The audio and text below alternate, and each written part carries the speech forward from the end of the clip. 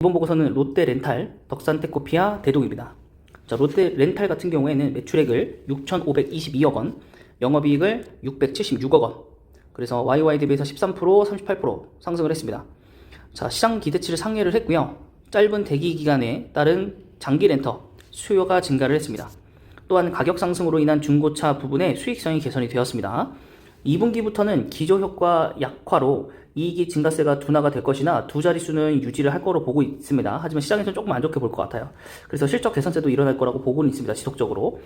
자, 멀티플을 이제 상승하게 하는 기대가 첫 번째 온라인 플랫폼으로 이제 성장을 하겠다라는 것이고, 성공이 좀 잘 되면 K카 수준까지도 도달한다고 보고 있고, 또 이제 자회사가 그린카가 있는데, 소카가 이제 곧 상반기까지는 아니지만은 아무래도 뭐 7, 8월 달까지는 상장을 할 것 같아요. 그래서 이 부분을 13.9%를 들고 있기 때문에 가치가 좀 부각될 거라고 보고 있고, 그래서 제가 말씀드렸던 건 여기에는 기존에 원래 SK가 먼저 들어가 있었습니다. 2대 주주로서. 그리고 나서 이제 롯데렌탈이 지분을 조금 더 확보해서 지금 둘이서 2대 주주 지금 경쟁을 좀 하고 있는데, 저부터 언젠가는 격돌할 거라고 봅니다. 언젠가 격돌을 하고 이 부분에서 지분에 대한 싸움을 좀 할 수도 있을 것 같고, 그거에 따라서 롯데렌탈에 대해서 지분이 롯데렌탈이 아니라 소카에 대해서 그 상장 후에 주가 흐름이 변동성을 가져갈 가능성이 크기 때문에, 소카는 정말로 떨어지더라도 여러분 공모가 안 됐다고 하더라도 저가에서 계속 모으시면 도움이 꼭 되니까 한번 잘 매수를 해보시기 바라고요.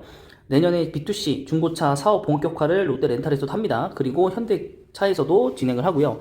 그 다음 SK에서도 한다고 해서 이제 SK 렌터카를 중심으로 또 하고, 아무래도 뭐 K카까지는 못할 것 같지만 이 정도까지는 들어온다라고 합니다. 그래서 이쪽 부분 시장이 어쨌든 파이가 커지기 때문에 그 한정되어 있는 파이를 나눠 먹는 게 아니라 정말로 큰 파이가 생기는 거라서 그 경제 규모로 성장할 수가 있겠다. 그래서 이제 일반인들도 신차도 만약에 사겠지만 중고차도 살 거고, 근데 중고차 가격이 자연스럽게 올라가면 이거 살 바에는 신차 산다, 이렇게 하고 있는 게 현대차의 큰 그림이라고 제가 말씀드렸습니다. 그러면서도 중고차의 가격을 올려서 본사 자기네들이 또 팔기도 하고, 그럼 수익성이 양쪽으로 잘 올라가기 때문에 그 부분은 이제 현대차가 좀 머리를 잘 쓰지 않았나. 거기서 이제 롯데렌탈과 K카, SK 렌터카는 어떻게 가격 경쟁을 잡아 나갈 것인가에 대한 고민을 좀 해야 되는 시기이지 않나 싶습니다.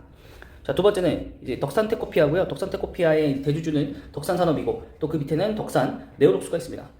자, 매출액 보시면은 254억이고요. 영업이익은 44억입니다. QOQ로 플랫과 11% 상승을 했습니다. 당분간 OLED 부분의 매출 증가를 예상하기는 쉽지 않아 보인다고 나와 있습니다.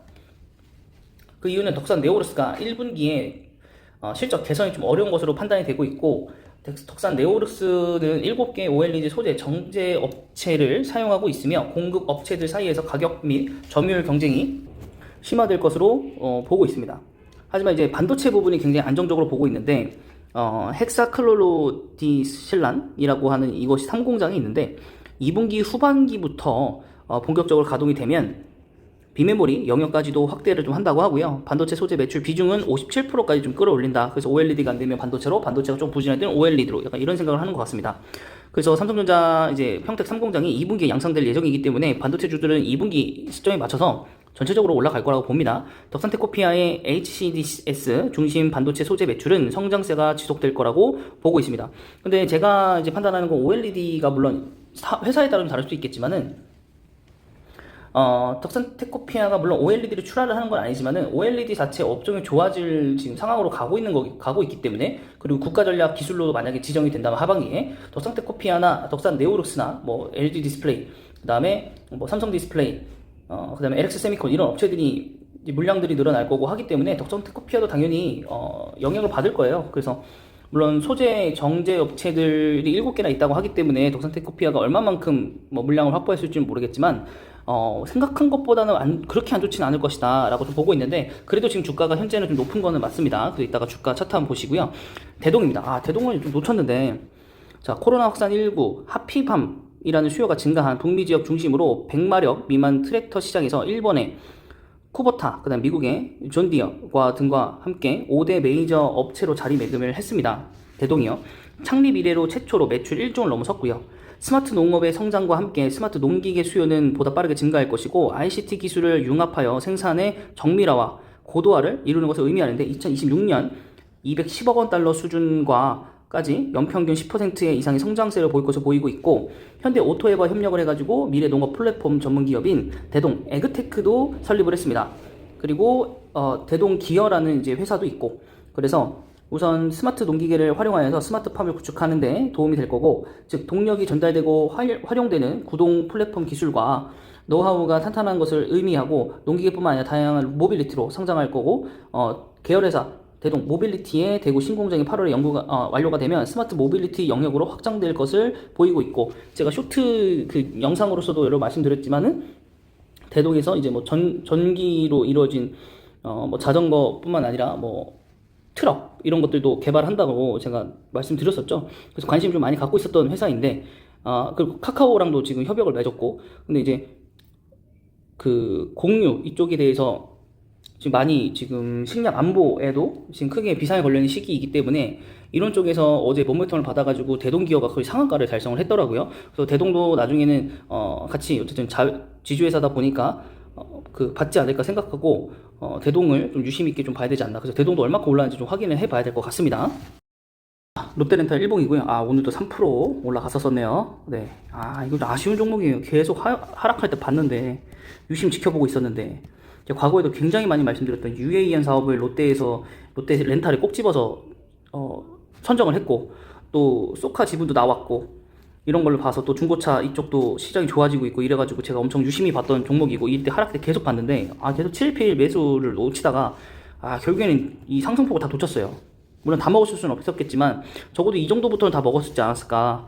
수익률 굉장히 좋았을 건데 너무 아쉽습니다. 정말 너무 아쉽고, 제가 또 그 신규 상장주 종목에서 상승폭이 나오지 않은 종목 중에 하나다 이렇게 말씀드렸고, 그래서 다음번에는 제가 또 신규 상장주 이번 연도나 작년도에 상장했었던 신규 상장주들을 쭉 검토를 해보면서 그 중에서 주가가 모멘텀이 있음에도 안 간 거, 사업적으로 굉장히 좋은 거임에도 불구하고 못 갔던 주식들을 좀 통합해가지고 갖고 올 예정입니다. 그 영상도 잘 봐주시면 감사하겠습니다. 그래서 매주채는 당연히 뭐 기관도 있고 외국인도 있습니다. 외국인이 조금 더 많은 것 같고, 재무표 나쁜 상황은 아니고 PER도 높은 상황은 아닙니다. 배당 금액도 900원, 1000원 뭐 이 정도로 준다고 하니까 굉장히 좀 많이 준다라고 볼 수 있겠고, 그 다음에 이제 SK에서도 소카집을 들고 있고 하기 때문에 SK 렌터카를 이용해서 같은 비슷한 사업을 진행하지 않을까라는 생각이 좀 있고, 그럼에도 불구하고 SK 렌터카는 과거 저점보다는 좀 많이 올라온 상태이고 뭐 스무스하게 계속 우상향하고 있는 느낌이라서 좀 사는 게 조금 아깝습니다. 아깝다는 표현보다 사는 게 조금 무리가 있다라고 좀 볼 수 있겠고, 그 다음은 덕산 테코피아, 덕산 네오르스도 아마 영상이 올라갔을 텐데, 덕산 테코피아 보시면 오늘 2%, 이거 아침에 엄청 빠졌다고 올라왔네요. 엄청 빠졌다고 올라왔고, 거의 바닥을 찍고 왔었네요. 조금 기다려봐야 될 것 같네요. 여기는 바닥을 찍을 수도 있어서. 우선 뭐 좋은 쪽과 안 좋은 쪽이 지금 혼재되어 있는 느낌이고, 지금 바닥이 23,000원 이쪽이라서 이걸 깨면은 또 내려갈 수 있는 가능성이, 여기 한번 깨고 온 적도 있어서 18,000원 정도까지도 각오를 좀 하셔야 될 것 같아서, 우선 지금 현재 주가에서 반토막 정도 날 수도 있다라는 거, 여기 흐름까지 내려올 수 있을 것 같아요. 그래서 여기는 좀 하반기를 좀 기다려 보면서 또 OLED 시장이 어떻게 흘러가는지, 또 중국 시장에 대해서 좀 관심 있게 좀 바라봐야 될 것 같고, 여기 뭐 어닝 쇼크 뭐 나올 거다라고 좀 되어 있기는 합니다. 그래서 조금 지켜는 좀 봐야 될 것 같고, 오히려 소재주들보다는 그냥 진짜 OLED 패널을 파는 회사들, 뭐 LG 디스플레이, LX미콘, 덕산, 네오룩스 이런 종목들을 조금 더 보시는 게 낫지 않을까라는 생각이 좀 듭니다. 그래서 두 개의 기업은 조금 빠르게 넘어갔고요. 그냥 대동 한번 보실 텐데, 대동은 되게 기업이 많습니다.